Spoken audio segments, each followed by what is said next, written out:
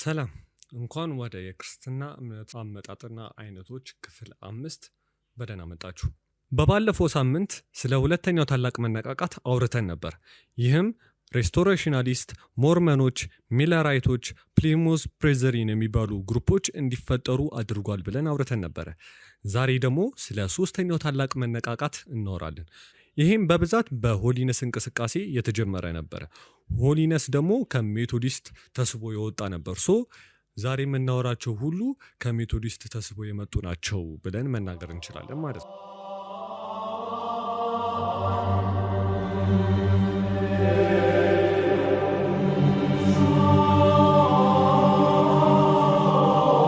በክፍል 3 ላይ እንደምታስታውሱት ከሜቶዲዝም አንዱ አስተምሮ ሰከንድ ወርክ ኦፍ ግሬስ የምንለው ነገር ነው። ይህም ማለት አንድ ክርስቲያን ሙሉ ለሙሉ ፍጹም ይሆናል፣ ወደ መጨረሻ አካባቢ ፍጹም ይሆናል የሚል አስተምሮ ነበር። በሜቶዲስቶች ይህ የአንድ ክርስቲያን ወደ ቅድስናና ፍጹምነት የሚቀየርበት መንገድ ነው፣ ሰከንድ ወርክ ኦፍ ግሬስ የምንለው ማለት ነው። በመጀመሪያ ይህ ነገር ቀስ በቀስ ነው የሚፈጠረው ወይም ወደ ህይወት ማብቂያ ጊዜ ነው የሚፈጠረው የሚል አስተሳሰብ ነበር የነበረው። ግን በ18 ሺዎቹ አካባቢ እነ ፊቢ ፓልመር ያሉ አንዳንድ ሜቶዲስቶች ኢንታየር ሳንቲፊኬሽን ወይም በአንድ ቅጽበት ነው ፍጹም የምትሆነው ቅድስና የሚሰጥ የሚል አስተሳሰብ መስበክ ጀመሩ። ይህም ሆሊነስ ሙቭመንት ወይም የሆሊነስ እንቅስቃሴ መጀመሪያ ሆነ። ይህ እንቅስቃሴ ከዌዝሊያን ሜቶዲስት ቸርች ነው የተሳበው። እናም በዚህ ሆሊነስ እንቅስቃሴ ሶስተኛው ታላቅ መነቃቃት ተጀመረ። በዚህ እንቅስቃሴ ምክንያት አንዳንዶቹ በምንም አይነት መንገድ ከሜቶዲስቶች የማይገናኙ ግሩፖችን መሰረተ። ይህ እንቅስቃሴ እሺ፣ ስለ ፔንቴኮስታሎች እናውራ። ፔንቴኮስት ማለት 50ኛ ወይም በዓለ 50 ማለት ነው። ይህም ከፋሲካ 50 ቀን በኋላ የሚከበረው የአይሁድ በዓል ነው። በአዲስ ኪዳን ውስጥ ባለው የሐዋርያት ሥራ መጽሐፍ መሰረት በዚህ ቀን ነበር መንፈስ ቅዱስ በደቀ መዛሙርቱ ጋር የወረደው እና በኮቶንኮት ልሳን እንዲናገሩ ያስቻላቸው። አብዛኞቹ ክርስቲያኖች ይህንን የሚተረጉሙት በተአምር ሰዎች የደቀ መዛሙርቱን ንግግር በራሳቸው ቋንቋ ማስተዋል ወይም መረዳት ጀመሩ በማለት ነበረ። ፔንቴኮስታሎች ግን ይህንን በተለየ መንገድ ያዩታል። በእነሱ እምነት በሌላ ሰው ቋንቋ ከመናገር በተጨማሪ ስፒኪንግ ኢን ታንግስ ማለትም ሰማያዊ በሆነ ቋንቋ በልሳን መናገር ሊሆን ይችላል። ይህን በሐዋርያው ጳውሎስ አንደኛው ቆሮንቶስ ምዕራፍ 13 ላይ በሰዎችና በመላእክት ቋንቋ ሲል የጠቀሰው ነው ብለው ያምናሉ። እስቲ እንዴት እንደሚመስል አንድ አጭር ምሳሌ ልስጣችሁ።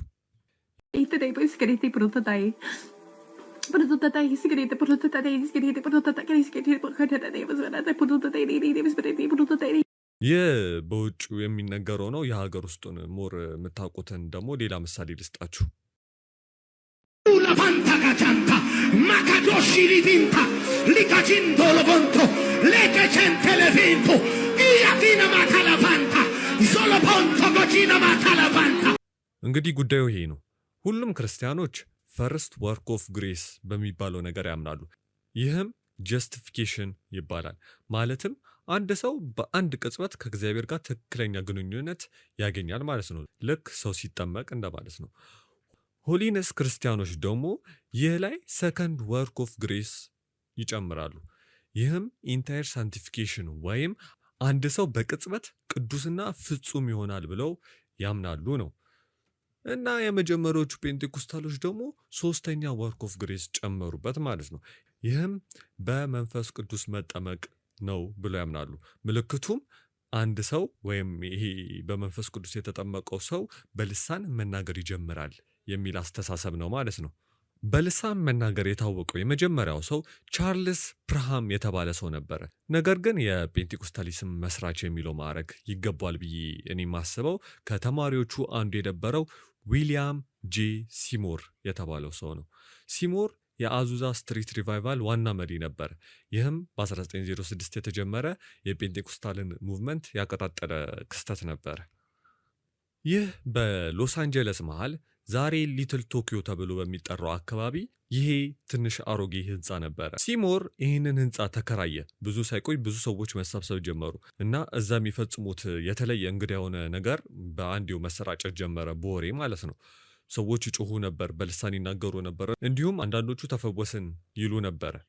አንድ ማወቅ ያለባችሁ ነገር በዛ ሰዓት አሜሪካ ላይ የሰርግዬሽን ታይም ነበረ።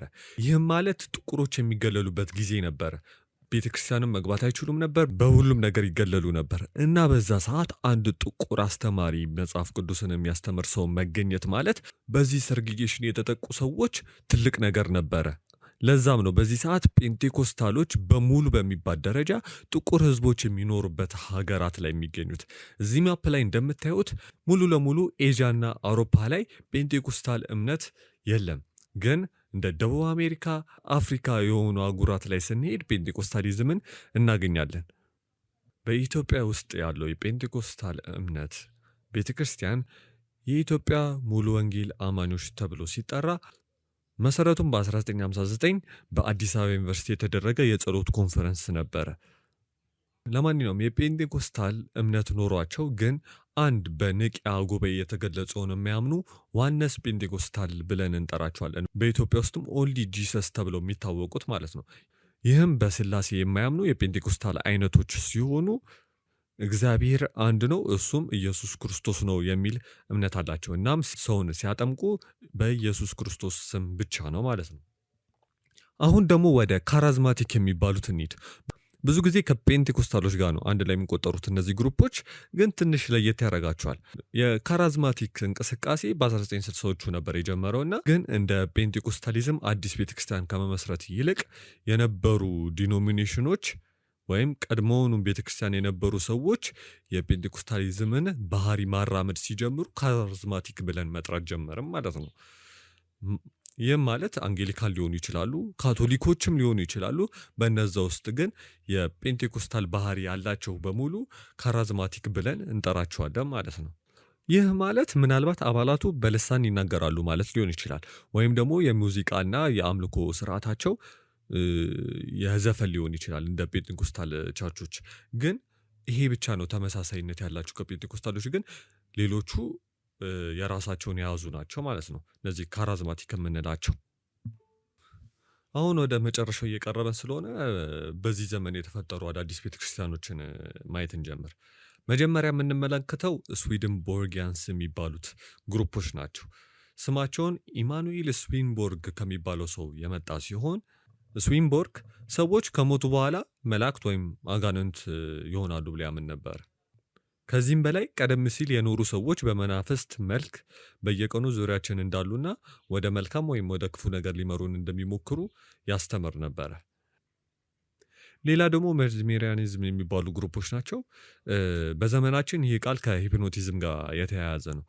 ነገር ግን በመጀመሪያ ሜዝሜሪያኒዝም ከዚህ በላይ ትልቅ ሀሳብ ነበረ። ዋና እምነቱም ሕያዋን ፍጥረታት ሁሉ የማይገኝና የማይታይ ኃይል አለ እና ይህ ኃይል መቆጣጠር ይቻላል የሚል ሀሳብ ነበረ።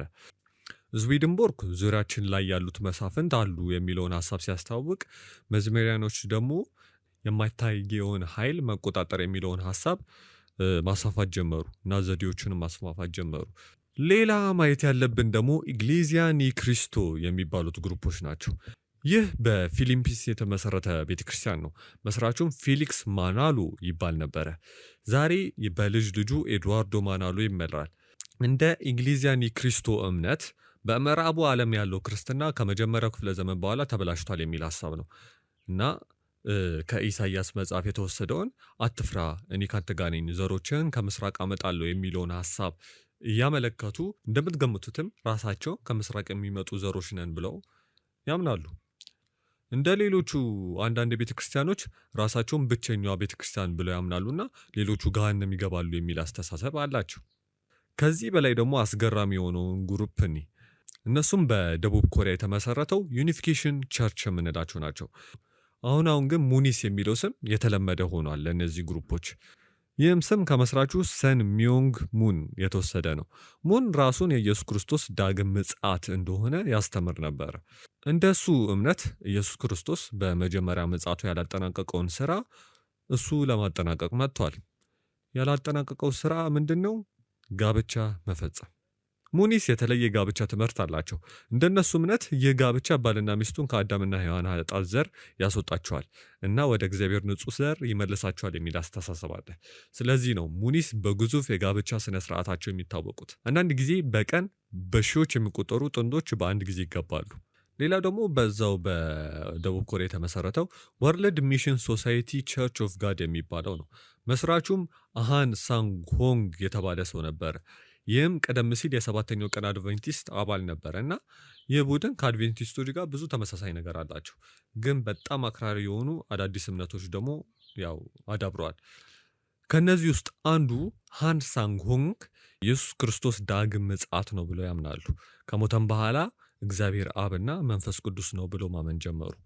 ባለቤቱ ዛንግ ጊጃህ ደግሞ አሁንም በሕይወት ስላለች ሴቷ እግዚአብሔር ናት ብለው ያምናሉ። አሁን ወደ መጨረሻው ርዕስ ምንገባበት ጊዜ ደርሷል። ምናየውም መሲሐዊ አይሁዶችን ነው። እዚህ ላይ ነው የታሪኩ ሙሉ ክብ የምንሰራው። ምክንያቱም መሲሐዊ አይሁዶች አይሁዳዊ ክርስቲያኖች ናቸው። ያው እንደምታውቁት የመጀመሪያዎቹ ክርስቲያኖች አይሁዳውያን ነበሩ። እነሱ በኢየሱስ ክርስቶስ ያምናሉ። ሙሉ የክርስትና እምነት የሚባሉት አሏቸው። ግን አሁንም ድረስ የአይሁድን ባህሎች እና በዓላትን ይጠብቃሉ። እናም እዚህ ጋር ነው የክርስትና ሙሉ ታሪክ ምንጨርሰው። ከ12 አይሁዳዊ ሐዋርያት በተጀመረ ትንሽ ንቅናቄ ዛሬ በዓለም ላይ ከ2 ቢሊዮን በላይ የሚሆኑ ተከታዮች ያሉት ትልቁ ሃይማኖት። በዚህ ረጅም ጉዞ ውስጥ ግን ምስራቃዊ ኦርቶዶክስ፣ ኦሪየንታል ኦርቶዶክስ፣ ካቶሊክ፣ ፕሮቴስታንት፣ አንጌሊካን፣ ጴንጤኮስቴ እና ሌሎች በርካታ ቅርንጫፎች ተፈጥረዋል እና የተለያዩ ባህሎች፣ የተለያዩ ቋንቋዎች፣ የተለያዩ ስርዓቶችን ፈጥረዋል እና እነዚህ ሁሉንም ትንሽ በሆነ መንገድም ቢሆን አይተናል። ይህ የክርስትና ቤተ እምነቶች ታሪክ ነበር። እስከሚቀጥለው ቪዲዮ ድረስ ሰላም ሁኑ።